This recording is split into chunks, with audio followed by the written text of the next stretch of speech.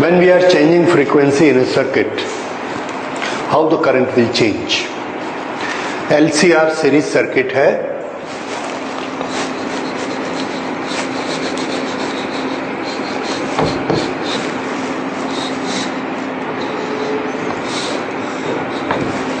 This EMF we are supplying,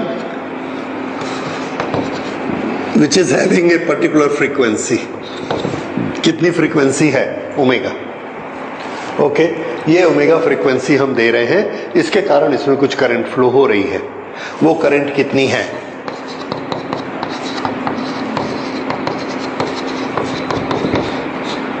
this में B plus minus 5. ये okay, ये अभी तक हमारा नॉलेज ये कहता है. अब इस फ्रीक्वेंसी का इस पर इफेक्ट क्या होगा? करंट कम होगी या ज्यादा होगी? करंट का फॉर्मूला हमको मालूम है, I naught is equal to E naught upon Z. और जेड क्या होता है?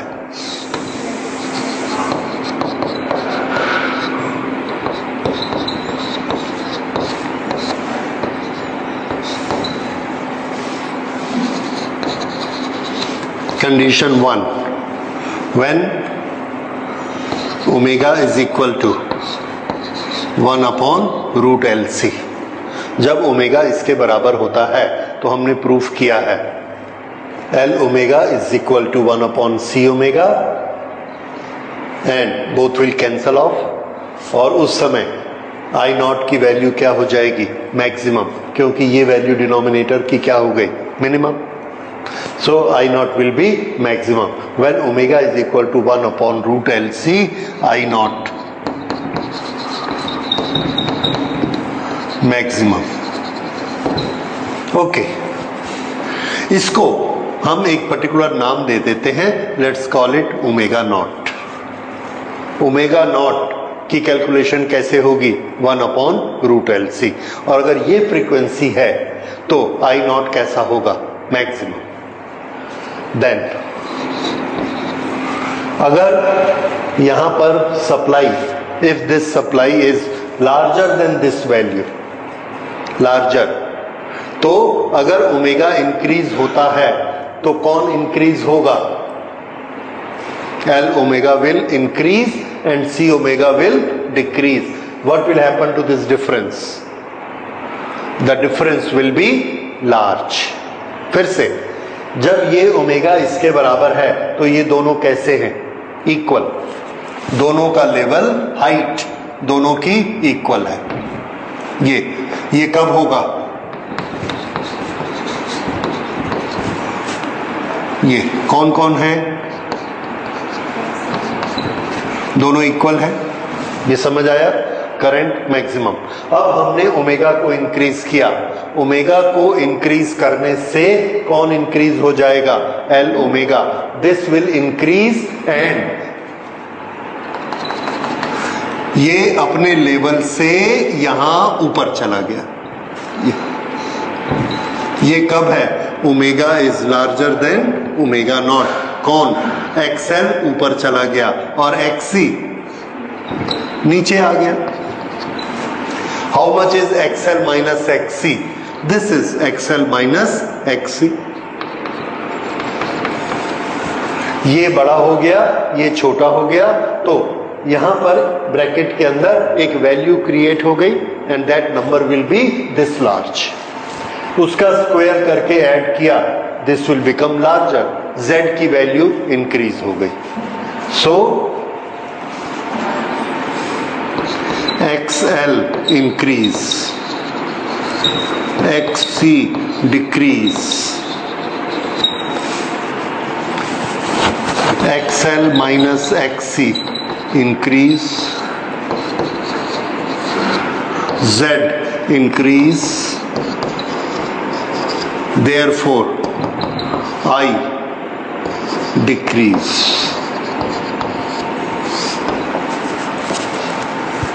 करंट क्या होती है? डिक्रीज. कब? Omega is larger than omega naught. Third, when omega is smaller than omega naught, then what happens? ये एक्सएल है ना, हाँ, एक्सएल पर क्या इफेक्ट होगा, एक्सएल डिक्रीज, एक्ससी इंक्रीज,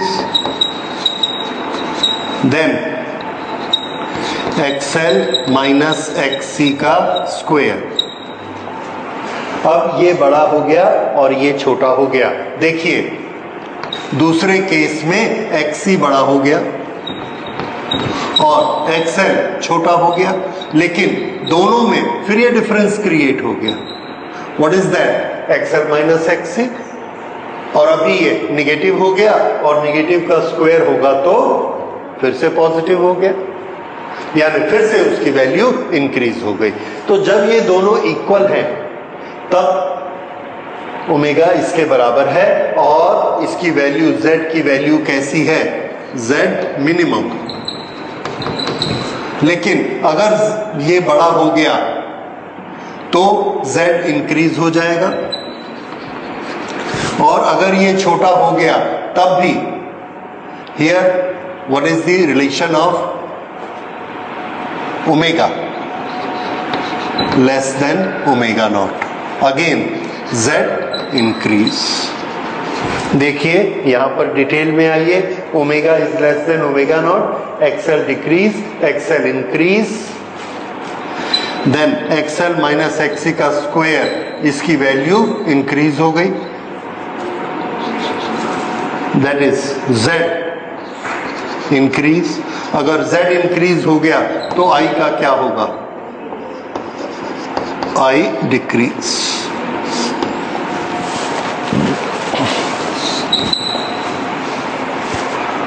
इससे हमको एक चीज पता लगती है, आई नॉट मैक्सिमम कब होती है, जब फ्रीक्वेंसी इस रिलेशन को कीप अप करती है।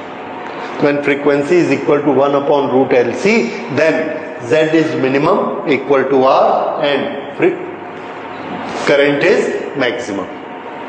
उस समय ये चार्ज के फ्लो होने के लिए सबसे कन्वीनियंट सर्किट होता है। चार्ज बड़े आराम से इसमें फ्लो करता है, अपोजिशन मिनिमम होता है, मैक्सिमम चार्ज फ्लो होता है, इसलिए करंट मैक्सिमम हो जाती है। अगर इस फ्रीक्वेंसी को हम इंक्रीज कर दें, रिजल्ट करंट डिक्रीज। इस फ्रीक्वेंसी को डिक्रीज कर दें तो भी रिजल्ट क्या है, करंट डिक्रीज। यानी एक पर्टिकुलर ऐसी फ्रीक्वेंसी होती है जब करंट मैक्सिमम होती है। Maximum current, the charge are flowing very naturally, the charges are flowing very naturally, therefore that frequency is known as natural frequency of this RCL circuit. So every RCL circuit has a value known as natural frequency.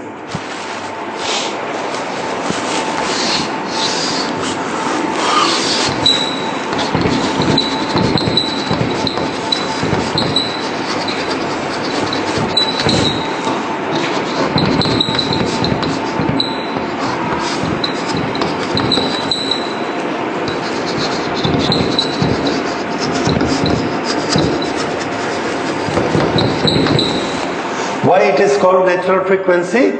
Because the charges flow very natural. कोई भी चीज जब natural होगी तो उसका development सबसे ज्यादा होगा, उसकी ग्रोथ सबसे ज्यादा होगी, उसका अपोजिशन सबसे कम होगा, और वो कब होता है, जब ओमेगा इतना होता है। So this omega is known as natural frequency. Natural frequency Z is minimum, that is opposition is minimum and current is maximum. That means flow of the charge is unrestricted, सबसे ज्यादा charge flow होता है। So this is known as natural frequency. तो natural frequency क्या है? Natural frequency frequency की एक calculation है। ये किस पर डिपेंड करती है? This depends upon the value of L and C.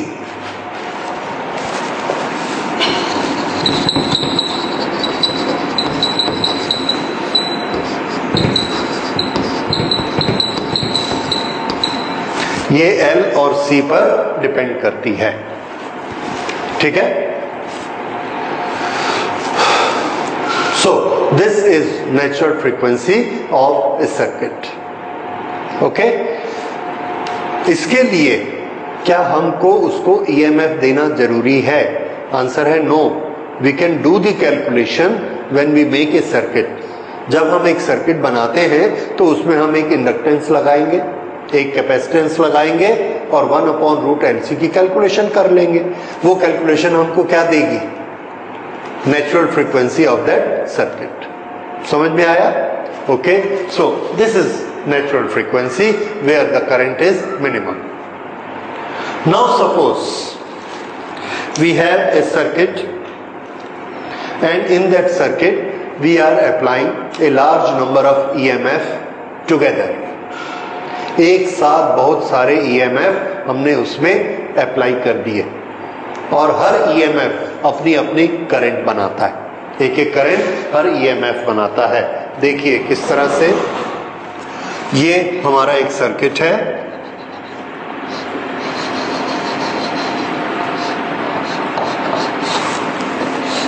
और ये इसके दो टर्मिनल हैं। इस टर्मिनल में हम एक केबल लाकर लगाते हैं और इस केबल के यहां पर बहुत सारे हमने पैरेलल सर्किट्स बनाए हुए हैं। सब इसको एक एक EMF देते हैं। हर EMF में कैपेसिटी है करंट बनाने की।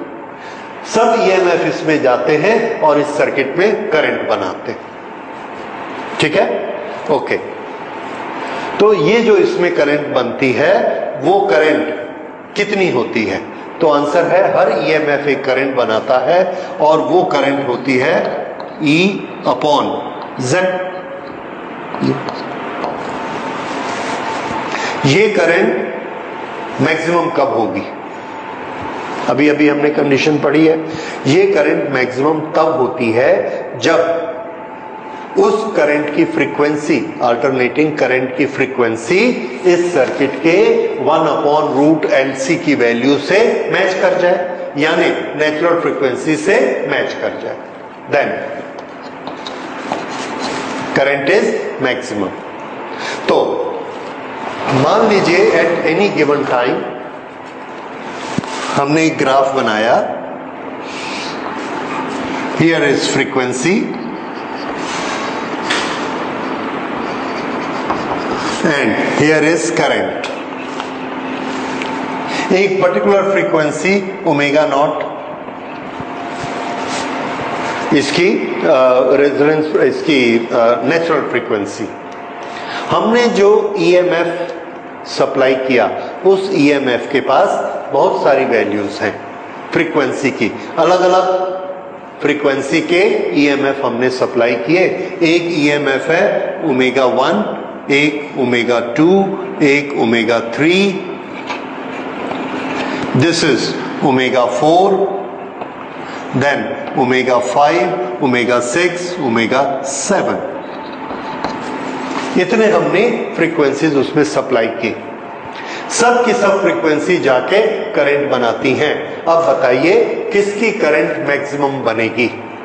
ω1, 2, 3, 4, 5, 6, 7। तो आंसर है 4 की मैक्सिमम बनेगी। क्यों?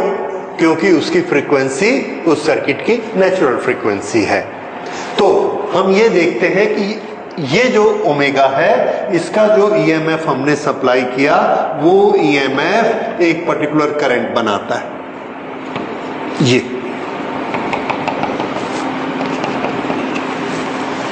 ये करंट किसकी बनी? ω4 वाले EMF की बनी। और हम सप्लाई क्या कर रहे हैं? E = E0 sin ωnt। ये n 1, 2, 3, 4, 5 ऐसे सबके हैं अलग अलग। तो इसमें जो नंबर 4 वाला सिग्नल है उस सिग्नल की करंट इतनी बनी। और ये जो सब सिग्नल लाइन से हैं ω1 की फ्रीक्वेंसी कम है। अब बताइए अगर फ्रीक्वेंसी लेस होती है then what happens to current? Current will decrease. तो हम ये देखते हैं कि इसकी सिर्फ इतनी करंट बनती है। Omega 3 is also less, so this current is also less, this current is also less. ये जितनी कम होती जाएंगी उतना वो गैप बढ़ता चला जाएगा। कौन सा गैप? यहां पर जो हमने बनाया था, ये वाला गैप, ये वाला गैप। जितनी फ्रीक्वेंसी अलग होंगी उतना वो गैप बढ़ेगा, उतना Z बढ़ेगा, उतना I कम होता जाएगा। तो जैसे जैसे ये फ्रीक्वेंसी इससे डिफरेंट होती जाती है, करंट कम होती गई। ये करंट इतनी, ये इतनी, ये इतनी, और अगर फ्रीक्वेंसी बढ़ गई, in case frequency increase, again the current become less. That we have done. So this current become less, this current also become less, this current also become less. अब अगर सभी वैल्यूज को मिलाकर हम एक ग्राफ बना दें, we get a graph like this.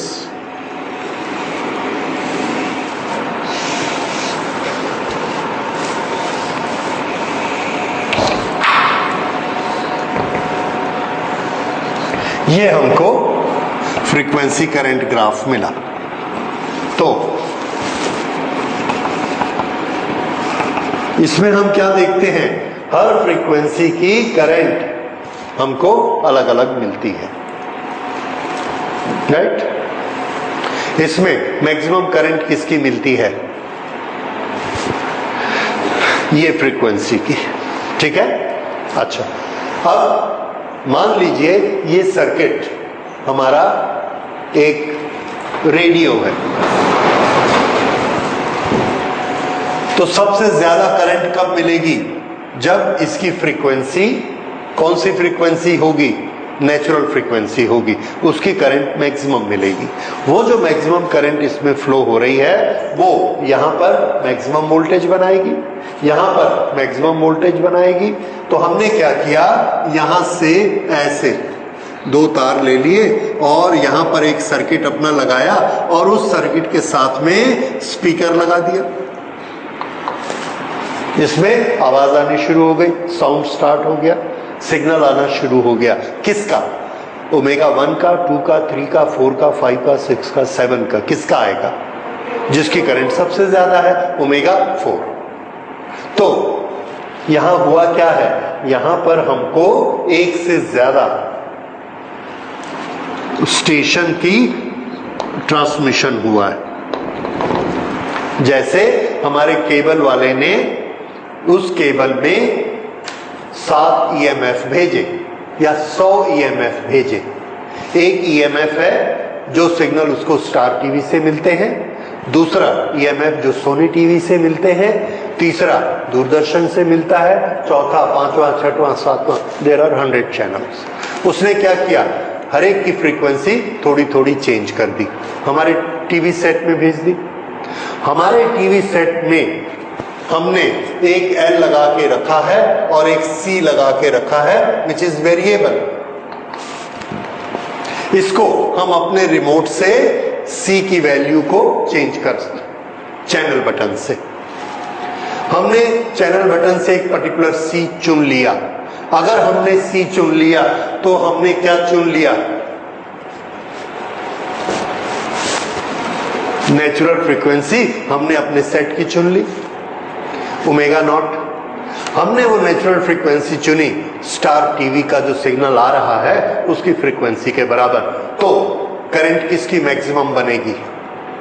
Star की करंट मैक्सिमम बनेगी, सोनी की कम बनेगी, जी की कम बनेगी। क्यों? क्योंकि ये स्टार की फ्रीक्वेंसी है और ये सोनी की है, ये जी की है, इनकी करंट कम बनी। तो स्पीकर में सिग्नल किसका आएगा? स्टार का। पिक्चर किसकी आएगी? स्टार की। तो ये हमने स्टार टीवी वहां देखना शुरू कर दिया। हमारे टीवी में सिग्नल किसके आ रहे हैं? क्या सिर्फ स्टार के आ रहे हैं? नहीं, पूरे के पूरे 100 के 100 सिग्नल आ रहे हैं। लेकिन हमने अपनी नेचुरल फ्रीक्वेंसी कैसी बना दी? स्टार के बराबर, अपने C को चेंज करके, चैनल को चेंज करके। चैनल चेंज करने से C की वैल्यू हमने चेंज की, उसको स्टार के बराबर किया, उसकी करंट मैक्सिमम आई और करंट से ही क्या बनती है? पावर।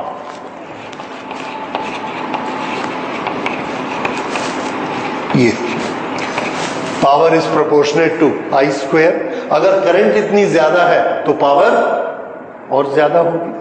तो मैक्सिमम पावर जिसकी बनेगी वो हमारे स्क्रीन पर दिखेगा और दूसरा नहीं दिखेगा जिसकी पावर कम होगी। विल कम टू दैट कि वो कब नहीं दिखता है और कब दिखता है। ओके, हम इसको इस तरह से सेट करते हैं कि ये वैल्यू जब I0 होती है तो जो नेक्स्ट चैनल है उसको इतनी दूर रखा जाता है, ये इतनी दूर, इसकी वैल्यू होती है 0.7 I0, that is I0 upon √2। I0 upon √2 होने से इसका स्क्वायर करिए, कितना हो जाएगा? Power will be I square Z। तो Z उस समय किसके बराबर हो चुका है? R के बराबर। तो power is equal to I square R।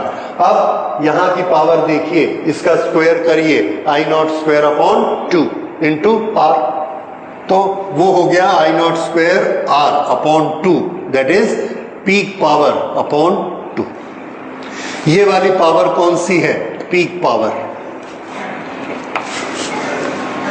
और ये वाली पावर कौन सी है?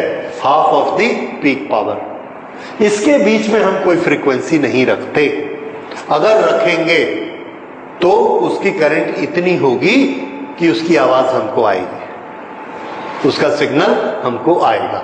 तो हमको कहां से कहां तक सिग्नल आते हैं? ये फ्रीक्वेंसी, ये फ्रीक्वेंसी, ये फ्रीक्वेंसी, ये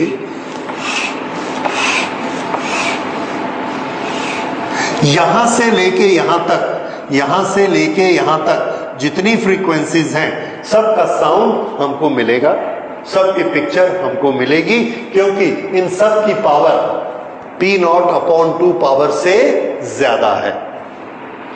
ठीक है, ये वाली जितनी फ्रीक्वेंसी का ये एक बैंड बन गया, बैंड, ये है बैंड विड्थ, जिसके सिग्नल हमको मिलेंगे विद सफिशिएंट पावर। ठीक है, ओके। फिर से हम इस पर आते हैं जो हम पहले बात कर रहे थे कि जब हमने नेचुरल फ्रीक्वेंसी ω0 ω4 के बराबर बनाया है तो हमको इसकी करंट सबसे ज्यादा मिलेगी। अब हमने सोनी चैनल देखना है तो हमने फिर से क्लिक किया, C की वैल्यू बदल दी। अगर C की वैल्यू बदल दी तो हमारी जो नेचुरल फ्रीक्वेंसी है उसकी वैल्यू बदल जाएगी।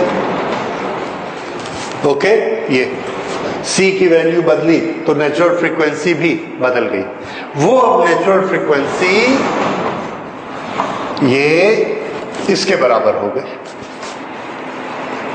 अब हमारा सर्किट किस करंट को मैक्सिमम बनाएगा?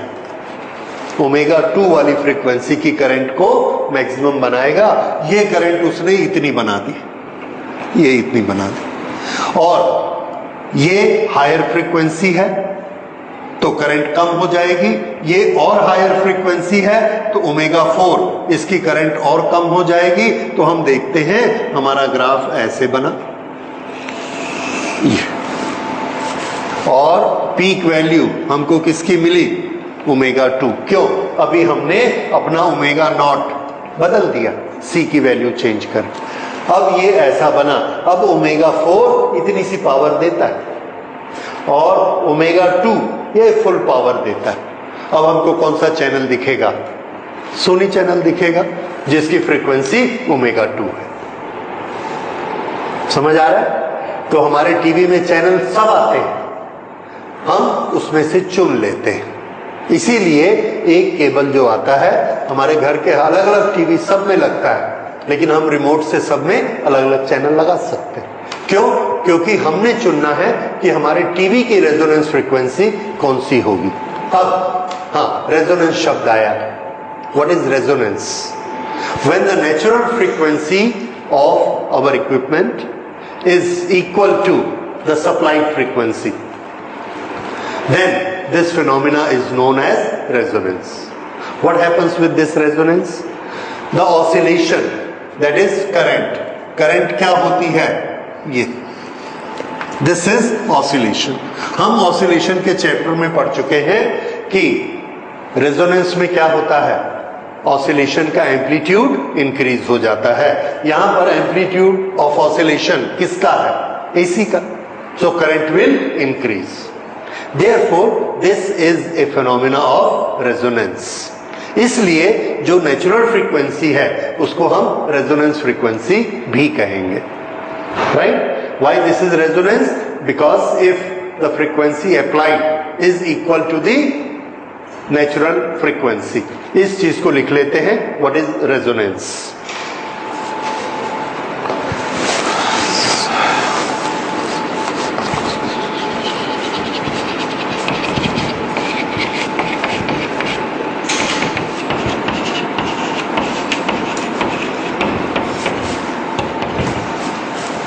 If frequency applied is equal to natural frequency of the circuit, then current magnitude become maximum for that frequency. For that frequency. This phenomena is known as resonance. तो ये resonance का phenomena है। कौन सी दो frequency? Natural frequency which is a calculation 1/√LC किसके बराबर हो जाती है? Frequency applied from outside, that is omega. अगर ये दोनों इक्वल हो गई तो उसकी करंट कैसी हो जाएगी? मैक्सिमम। बाकी सब फ्रीक्वेंसीज की करंट कम होगी, इसलिए ये हमको सुनाई पड़ेगी। This point is clear? Okay. अब ये किसको शो करते हैं? इसके सभी पॉइंट्स करंट को शो करते हैं। अब हमने क्या किया, उस सर्किट में ये जो करंट की वैल्यू है, करंट की वैल्यू हमको किससे मिलती है? E0/Z। और Z रेजोनेंस में, नेचुरल फ्रीक्वेंसी में Z किसके बराबर हो जाता है? R के बराबर। तो रेजोनेंस के केस में I की वैल्यू कितनी होती है? E0/R। ठीक, हमने क्या किया, फिर से अपने टीवी में एक और बटन दबाया और R को बदल दिया, R को हमने कम कर दिया। अब सर्किट में क्या चेंज आएगा? क्या हमने L और C को चेंज किया? नहीं किया। तो क्या नहीं चेंज होगा? क्या नहीं चेंज होगा? ये नेचुरल फ्रीक्वेंसी चेंज नहीं होगी, रेजोनेंस चेंज नहीं होगा, स्टेशन चेंज नहीं होगा। स्टार है तो स्टार ही रहेगा। क्यों? ना हमने L बदला ना C बदला। किसको बदला? R को। अगर हमने R को चेंज किया तो स्टेशन तो वही रहेगा, पर R को कम किया तो I कैसा हो गया? ज्यादा। I ज्यादा होने से क्या होगा? साउंड बढ़ जाएगा, स्पीकर का जो साउंड है वो इंक्रीज हो जाएगा, पिक्चर की ब्राइटनेस बढ़ जाएगी, पर स्टेशन वही रहेगा। तो R कम होने से हमने किसको बढ़ाया? वॉल्यूम को। उसका ग्राफ कैसे बनेगा?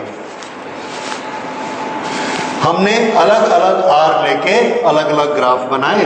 एक ऐसा ग्राफ बना और एक ऐसा ग्राफ बना और एक ऐसा ग्राफ बना, R1, R2, R3। बताइए इन तीनों में से कौन सा R ज्यादा बड़ा है, कौन सा छोटा है? पीक वैल्यू को देखिए, R1 में करंट की ये वैल्यू है, R2 में ये वैल्यू है, R3 में ये वैल्यू है। जल्दी बोलो, कौन सा R छोटा, कौन सा R बड़ा? Very good. करंट जिसमें ज्यादा है उसका रेसिस्टेंस कम है। सो R1 is larger than R2 is larger than R3।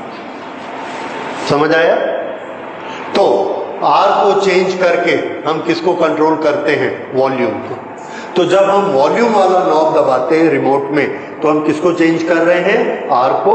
और जब हम चैनल वाला दबाते हैं, प्रोग्राम वाला, तो हम किसको चेंज कर रहे हैं? C को। ओमेगा को चेंज करने के लिए किसको चेंज करना है? C को।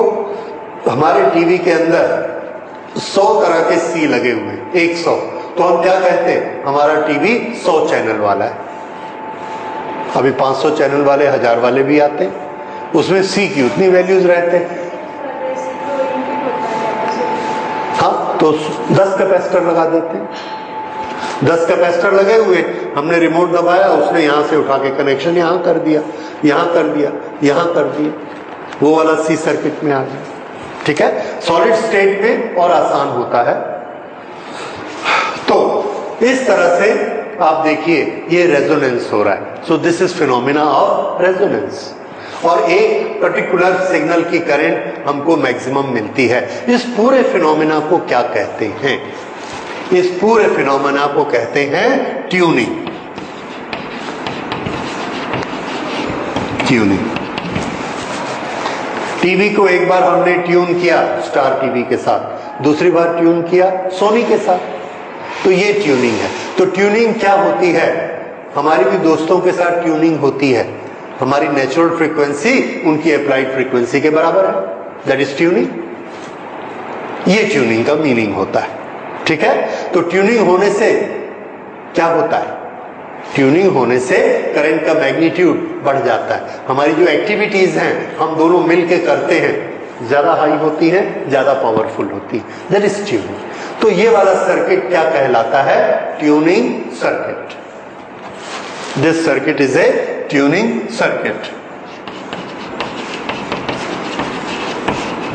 या रेजोनेंस सर्किट। ये सर्किट किस काम में आता है? इसको हम किस काम में ले रहे हैं? This is very clear to you. यहां देखिए, हमारे पास 10 तरह की फ्रीक्वेंसीज हैं, हमको एक फ्रीक्वेंसी सेलेक्ट करनी है। कौन सा सर्किट में से पास करना है? सबको LCR सीरीज सर्किट से करना है। और फ्रीक्वेंसी किसके बराबर सेट कर देनी है? जो हमको चाहिए। तो हम उसमें से एक फ्रीक्वेंसी को सिलेक्ट कर लेते, बाकी सबको रिजेक्ट कर देते। इसलिए इस सर्किट का नाम है selector circuit.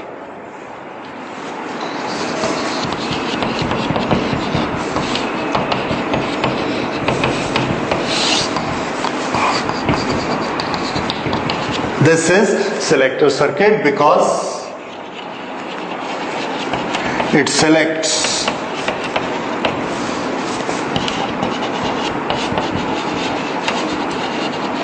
one frequency out of many.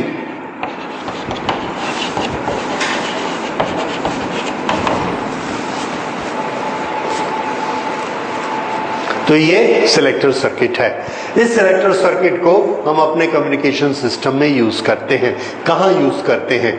जब हम सिग्नल को भेजते हैं या जहां हम सिग्नल को रिसीव करते हैं। तो आंसर है जहां हम सिग्नल को रिसीव करते हैं। क्यों? क्योंकि हम 100 सिग्नल रिसीव करेंगे, उसमें से एक को यूज करेंगे। तो ये सिलेक्टर सर्किट कहां पर यूज होता है? यूज्ड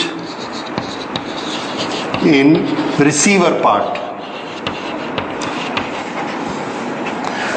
ठीक है, तो हमारा रेडियो रिसीवर है या टेलीविजन रिसीवर है, उस सब में ये वाला सर्किट लगा रहता है और इसी को हम क्या कहते हैं? Tuning circuit. और ये क्या करता है? एक पर्टिकुलर फ्रीक्वेंसी को रिसीव करता है। और ये चीज हमने लिखी है क्या? फ्रीक्वेंसी। ओके, नोट कर लीजिए। Frequency is selected by changing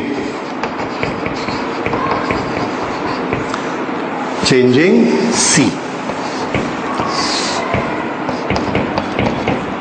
capacitance को चेंज करके हम किसको चेंज करते हैं? फ्रीक्वेंसी। कौन सी frequency? Resonance frequency, that is natural frequency, selected by changing C। Volume is changed by changing resistance।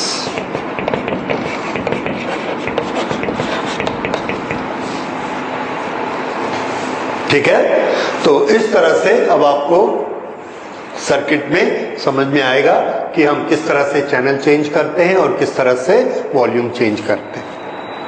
इसी फिनोमिना को यूज करके हम लोग इक्वलाइजर भी बनाते हैं। इक्वलाइजर क्या करते हैं? एक LC सर्किट हमने बनाया, उसमें एक पर्टिकुलर LC है, तो वो क्या करेगा, एक पर्टिकुलर फ्रीक्वेंसी को कम या ज्यादा करेगा। उसके साथ ना हमने एक रेसिस्टेंस लगाया, वेरिएबल रेसिस्टेंस। उस रेसिस्टेंस को हम ऐसे कम ज्यादा कर सकते हैं। अगर हम उसको कम या ज्यादा करेंगे तो वो क्या करेगा, उस पर्टिकुलर फ्रीक्वेंसी के वॉल्यूम को इंक्रीज करेगा या कम करेगा। अब हमने अपने साउंड सिस्टम में अलग अलग एलसी सर्किट बनाकर रखे हुए हैं। एक एलसी सर्किट की फ्रीक्वेंसी बहुत कम है, 40। क्यों? क्योंकि जो तबला बजता है, तबले की फ्रीक्वेंसी 40 के आसपास होती है।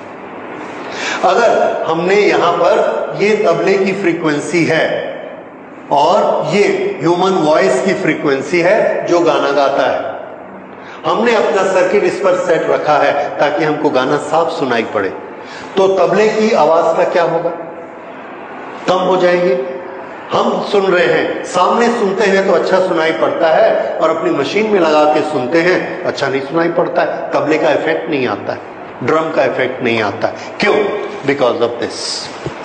इसी तरह से घुंघरू की फ्रीक्वेंसी, ह्यूमन वॉइस की फ्रीक्वेंसी 400, घुंघरू की फ्रीक्वेंसी 2000, ये 2000, इसकी आवाज भी कम होती। तो हम क्या करते हैं, अपने सिस्टम में बहुत सारे एलसी सर्किट लगा लेते हैं। ये सर्किट लगाया ह्यूमन वॉइस के लिए, ये सर्किट लगाया ड्रम के लिए, ये सर्किट लगाया घुंघरू के लिए, सबके, और हर एक में रेसिस्टेंस लगा दिया। अब हमको लग रहा है कि तबले की आवाज कम आ रही है, थोड़ा ज्यादा आनी चाहिए, तो उसका रेसिस्टेंस कम कर दिया। तो उसके सर्किट ने क्या किया, ये आवाज को इतना ऊंचा कर दिया। ये अलग सर्किट है ना। तो ऐसे हमने 50 सर्किट लगा दिए अंदर में। इसीलिए साउंड सिस्टम बड़े कॉस्टली होते हैं, हजारों में लाखों में होते हैं। तो ये सर्किट किसका है, तबले की फ्रीक्वेंसी का एल और सी सेट किया हुआ है। उसके रेसिस्टेंस को कम करते हैं, उसका वॉल्यूम बढ़ जाता है, विच वी कॉल एज बास। इसी तरह से अगर हम सिर्फ ये वाले सर्किट का रेसिस्टेंस कम करेंगे तो घुंघरू की आवाज बढ़ जाएगी, that is known as treble. आपने साउंड सिस्टम में बास ट्रेबल सुने हैं। उससे ज्यादा आपने देखा है कि वो एक लगाकर हेडफोन बैठते हैं और एक आदमी ऐसे नॉब ऊपर नीचे करता रहता है। वो किसको चेंज करता है? तो आंसर है रेसिस्टेंस चेंज करता है। उसके सामने 50 सर्किट है और सबकी फ्रीक्वेंसी है। जब वो देखता है कि बोलने वाले में तबले की आवाज कम हो रही है, उसका बढ़ा देगा। और अगर ये देखता है कि ड्रम की आवाज ओवर पावर कर रही है, साउंड सुनाई नहीं पड़ रहा, तो उसके तबले वाले का रेसिस्टेंस कम कर देता है। और सब अलग अलग सर्किट है। एक सर्किट ये है, एक सर्किट ये है, एक सर्किट ये है, दैट इज इक्वलाइजर। तो इक्वलाइजर में भी कौन सा सर्किट यूज हुआ? एलसीआर सीरीज सर्किट यूज हुआ। ठीक है। So this is resonance circuit, LCR series circuit and tuning circuit. Tuning circuit का एक फिनोमिना होता है, कितनी अच्छी ट्यूनिंग होती है, that is quality of tuning. Quality of tuning के लिए हम लोग नेक्स्ट लेक्चर, अगले लेक्चर में करेंगे, what is Q factor, quality factor in A tuning, right? Okay, that will do in the next class.